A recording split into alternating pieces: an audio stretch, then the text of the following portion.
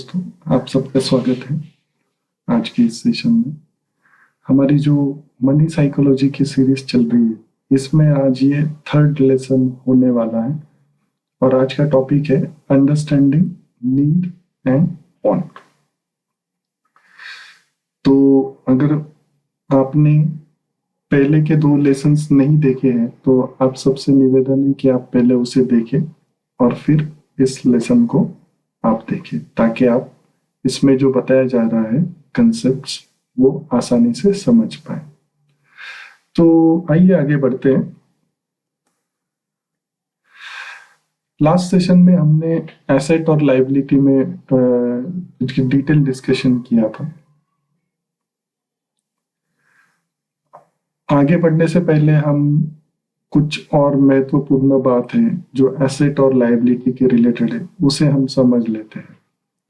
तो एसेट और लायबिलिटी को एक्विजिशन के लिए एक वन टाइम कॉस्ट हमें पे करनी पड़ती है, और जब आप एसेट को एक्वायर करते हो तो वो जो वन टाइम कॉस्ट होती है, इसे आप इन्वेस्टमेंट भी कंसीडर कर सकते हो। क्योंकि क्या होता है कि कुछ समय के बाद जब ये इन्वेस्टमेंट फलित होती है, आपको पैसे देने लगती है, आपके जेब में पैसे डालने लगती है, तो आपकी जो मूल इन्वेस्टमेंट है वो इंटैक्ट रहती है जब आप एसेट को एक्वायर करते हो। तो इसे एक एग्जांपल से समझते हैं कि आपने एक फिक्स डिपॉजिट की 1 लाख रुपीस की, तो आपको माने कि साल में 4% इंटरेस्ट रेट मिल रहा है, तो एक साल बाद आपको 4,000 रुपए मिलने वाले हैं उस 1 लाख रुपए की डिपॉजिट के ऊपर। तो जब आप ऐसे कंटिन्यू करते हैं तो हर साल आपको 4,000 रुपए मिलते रहते हैं, और जब आप डिसाइड करते हो कि इसको ब्रेक करना है या स्टॉप करना है, तो आप आज तक जो भी इंटरेस्ट मिला वो भी आपको मिलता है, और फिर जो 1 लाख रुपए आपने फिक्स डिपॉजिट में रखे थे वो भी आपको मिलते हैं। तो जब भी आप एसेट को एक्वायर करते हो तो आपकी जो इक्विटी है, यहाँ पे इक्विटी का मीनिंग क्या है, आपका जो कैश है जो आपने इन्वेस्ट की है वो आपके पास फिर से आने की संभावना रहती है, और वो ज्यादा करके हर एसेट में आपको वापस मिलती है। लेकिन लायबिलिटी में क्या होता है कि आपको वन टाइम एक्विजिशन कॉस्ट देनी पड़ती है, और वो आपका प्योर एक्सपेंसेस होते हैं। तो उसके कारण क्या होता है कि वो कैश आपके हाथ से निकल जाती है।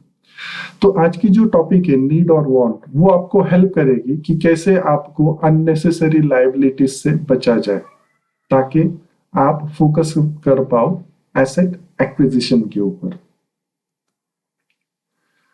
तो जब भी आप किसी चीज को परचेस करते हो, हमेशा एक सवाल सजगता से पूछो कि ये मेरी जरूरत है या चाहत है, नीड है कि वांट है। और आपको अंदर से आवाज आएगी, अंदर से जवाब मिलेगा। तो आपको ये पहली बार सुन के थोड़ा अजीब सा लगेगा कि ये क्या सवाल है और ये मुझे क्यों पूछना चाहिए। तो जैसे जैसे हम इस डिस्कशन को आगे बढ़ाएंगे, जैसे जैसे आपको इस टॉपिक के बारे में क्लियरिटी मिलने लगेगी, तब आपको पता चलेगा कि ये कितना महत्वपूर्ण सवाल है। और अगर आप इसको लाइफ में इम्प्लीमेंट कर देते हो तो आप वो सारे लायबिलिटीज जो अननेसेसरी एक्वायर कर रहे हो आज की तारीख में, आपको उन अननेसेसरी लायबिलिटीज से छुटकारा मिलने की संभावना है।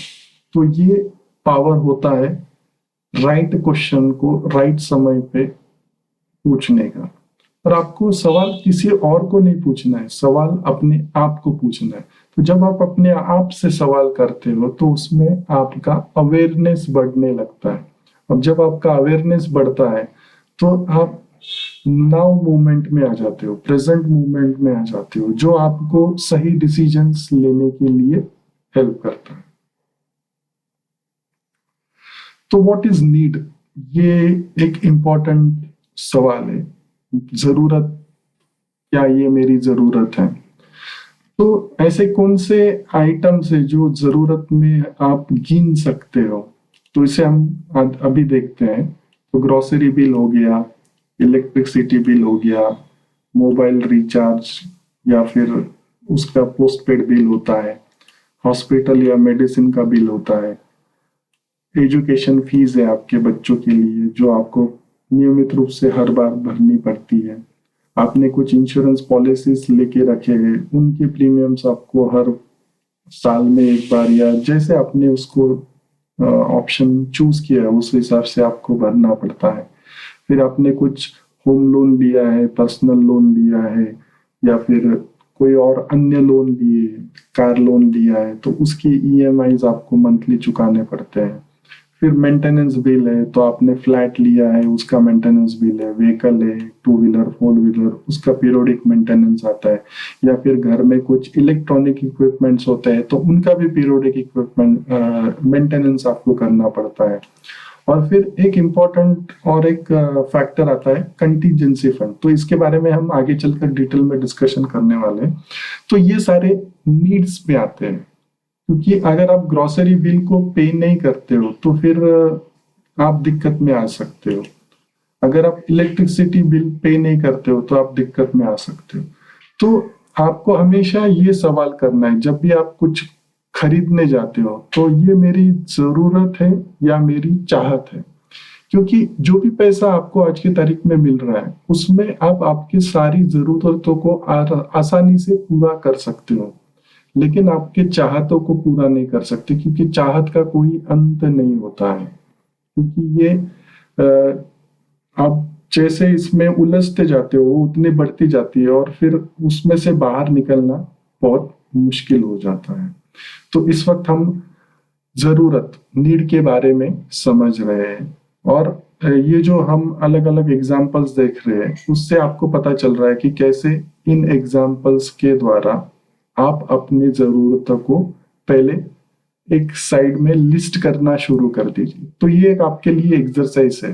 तो एक एक्सरसाइज ये भी है कि आज तक आपने कितने एसेट्स को एक्वायर किया है और कितने लाइबिलिटीज को एक्वायर किया है, ये भी आपको लिखना है। तो ये एक एक्सरसाइज लास्ट वाले लेसन के रिलेटेड है, और इस जो करंट डिस्कशन हम कर रहे हैं नीड और वांट, इसमें आपको नीड की लिस्टिंग करनी है कि आपके नीड्स क्या है। तो grocery bill, electricity bill, mobile bill, hospital bill, education fees, insurance premium payment, EMIs, maintenance bill, contingency fund. तो ये सारे जो डिटेल्स यहाँ पे हम डिस्कस कर रहे हैं ये सारे नीड कैटेगरी में आते हैं। तो जब भी आप कोई नया खर्चा करने जाते हो बाहर, तो अपने आप से ये सवाल जरूर करो और पूछो कि ये मेरी चाहत है या मेरी जरूरत है। और हमेशा एक समझ अपने अंदर रखो कि जो भी पैसा आपको आज की तारीख में मिल रहा है, अगर आप उसको पहले प्राधान्य देते हो, प्रायोरिटी देते हो कि अपनी जरूरतों को पूरा करे, तो वो पैसा आपके लिए सफिशिएंट हो सकता है। लेकिन फिर आपने अगर कुछ एक्स्ट्रा लोन लेके रखे, पर्सनल लोन हो गया या फिर होम लोन हो गया या फिर कार लोन हो गया, तो फिर थोड़ा दिक्कत वाला मामला हो सकता है। लेकिन ज्यादा करके एक्सपीरियंस से मैं ये कह सकता हूँ कि अगर आप फोकस नीड पे करते हो तो जो भी पैसा आपको आज की तारीख में मिल रहा है वो आपको हेल्प कर सकता है उन सारे नीड्स को सेटिस्फाई करने के लिए। क्योंकि नीड और वांट में डिफरेंस है। वांट क्या है? चाहत है। और नीड क्या है? ये आपकी जरूरत है। इसके बिना तो होने ही नहीं वाला। यानी अगर आप इलेक्ट्रिसिटी बिल नहीं पे करते तो क्या होगा? कुछ समय बाद आपका इलेक्ट्रिसिटी कनेक्शन काट दिया जाएगा और फिर आप घर में आसानी से नहीं रह सकते, क्योंकि जो बेसिक चीज है जिससे काफी सारे इलेक्ट्रॉनिक इक्विपमेंट चलते हैं वो इलेक्ट्रिसिटी से ही चलते हैं। तो इस तरह से आपको ये समझना बहुत जरूरी है कि आपका पैसा कहाँ खर्च हो रहा है आज की तारीख में। तो इससे क्या होगा कि आप अननेसेसरी लाइबिलिटीज एक्विजिशन से बच जाओगे। तो ये बहुत ही इंपॉर्टेंट एक्सरसाइज होगी आपके लिए। और अगर आप सीरियस हो इस टॉपिक को समझने के लिए और आगे बढ़ने के लिए, फाइनेंशियल फ्रीडम या वेल्थ क्रिएशन अगर आपका मेन गोल है, तो उसके लिए ये एक बहुत ही इंपॉर्टेंट स्टेप है। तो आपको जरूर आपकी नीड्स की लिस्टिंग करनी है। और आज तक आपने कौन से वांट्स में ज्यादा पैसे गवाए हैं वो भी आप लिख के रखो, ताकि उसका भी आप दर्शन कर पाओ कि ये अननेसेसरी था फिर भी मैंने किया, तो ठीक है, आगे चलकर मैं इस गलती को दोहराऊंगा नहीं। तो ये भी आपको हेल्प करेगा। तो व्हाट इज वांट? तो वांट ऐसी चीज है जिसे हम चाहत कहते हैं, और चाहत जो है वो कभी भी कैसे भी जनरेट हो जाती है। अगर आप मैच्योर्ड नहीं हो, तो यहाँ पे एक इंपॉर्टेंट बात कही जा रही है मैच्योरिटी के बारे में। और मैच्योरिटी के बारे में एक इंपॉर्टेंट बात ये भी है कि ये एज रिलेटेड नहीं होती। यानी ऐसा अगर आप समझते हो कि मेरा 20 इयर्स का एज है या 30 इयर्स का एज है या 40 इयर्स का एज है यानी मैं मैच्योर हूँ, ऐसा नहीं है।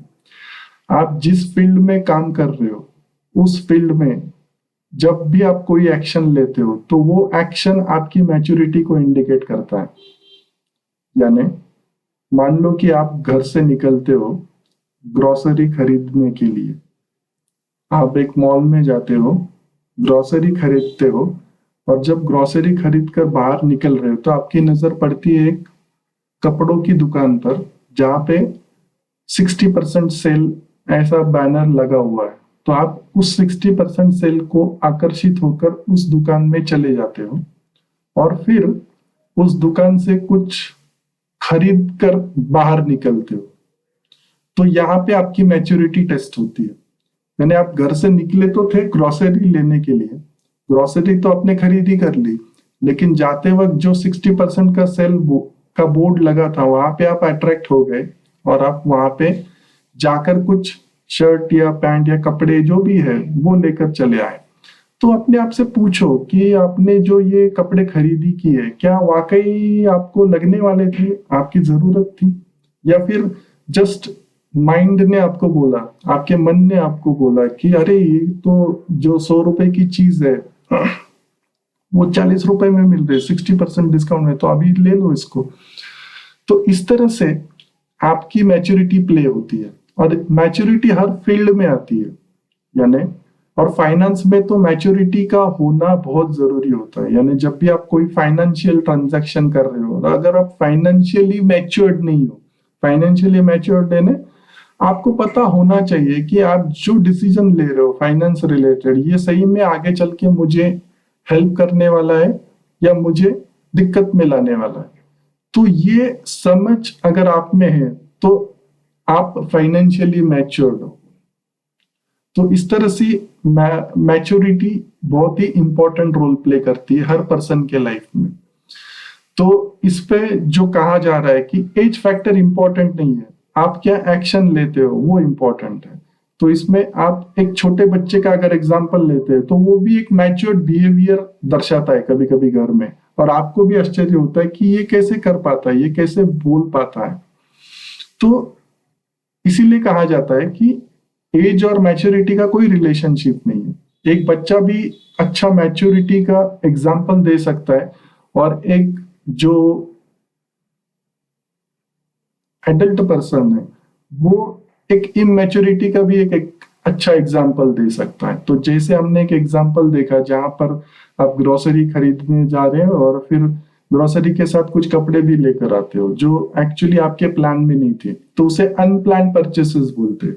तो वो ऑटोमेटिक लाइबिलिटीज में कन्वर्ट हो जाती है। यानी देखो, आप त्योहार के दरमियान अगर कुछ कपड़े खरीदते हो तो वो समझने वाली बात है कि वो उस वक्त की नीड होती है। लेकिन अभी कोई त्योहार नहीं चल रहा है लेकिन केवल 60% डिस्काउंट चल रहा था तो आप चले गए और कपड़े लेकर आ गए, और फिर वो जरूरत भी नहीं थी। अभी क्योंकि आपका माइंड ट्रेंड नहीं है, आप उस फाइनेंशियल ट्रांजैक्शन में आप मैच्योर नहीं हो, तो आप ये गलती बार बार कर सकते हो, और ये गलती बार बार करने की संभावना हमेशा रहती है। और जब आप इसे एक बार दोहराते हो, दूसरी बार दोहराते हो, तो माइंड में एक पैटर्न सेट हो जाता है कि ऐसा कुछ भविष्य में अगर डिस्काउंट का बोर्ड आप अगर किसी और चीज में भी देखने वाले हो तो आप उसमें उलझने वाले हो, और उलझ कर कुछ ना कुछ ऐसी गलती करके आओगे जो आपको बाद में पछताना पड़ सकता है। तो जो वांट है जिसके बारे में हम फिलहाल डिस्कशन कर रहे हैं, और वो क्या होता है, अनप्लान्ड परचेसेस। यानी आप केवल आपकी चाहत को पूरा करने के लिए जो जरूरत की चीज नहीं है उसे भी जब खरीदते हैं तो वो वांट हो जाता है, यानी वो चाहत हो जाती है। तो फिर आपके मन में अभी अभी ये सवाल आता होगा, तो क्या मैं मेरी चाहतों को पूरा ना करूं? आप जरूर करो, लेकिन आपका फोकस पहले एसेट एक्विजिशन पे रखो। तो जब आप एसेट को एक्वायर करने लग जाते हो तो थोड़ी देर बाद वो एसेट आपके चाहतों को पूरा करने में हेल्प करने वाली है। तो ये कुछ बातें थी बॉन्ड के साथ। तो अब तक हमने जो इस लेसन में समझा है, नीड क्या है, वांट क्या है। तो नीड वो होती है जो जरूरत की चीजें होती है, जिसे करना आपके लिए अनिवार्य है, कंपलसरी है, यानी अगर वो चीजें आप करते नहीं हो तो आप आगे नहीं बढ़ सकते। तो हमेशा जब आप इस दो सवालों को अपने आप से पूछते हो तो इन दो सवालों की मदद से आप अननेसेसरी खर्चे करने से बच सकते हो, और आप एटलीस्ट फाइनेंशियल एरिया में आपकी मैच्योरिटी को इम्प्रूव कर सकते हो। तो यहाँ पे किसी के अगेंस्ट या कुछ ऐसा बोला नहीं जा रहा है। तो मैच्योरिटी का केवल एक एग्जाम्पल देके आपको समझाने की कोशिश हो रही है कि मैच्योरिटी क्या होती है, और ये हर एरिया में अप्लाई करती है। तो फाइनेंस में तो सबसे इंपॉर्टेंट होती है, क्योंकि ये डिसीजंस जो होते हैं वो काफी महत्वपूर्ण होते हैं।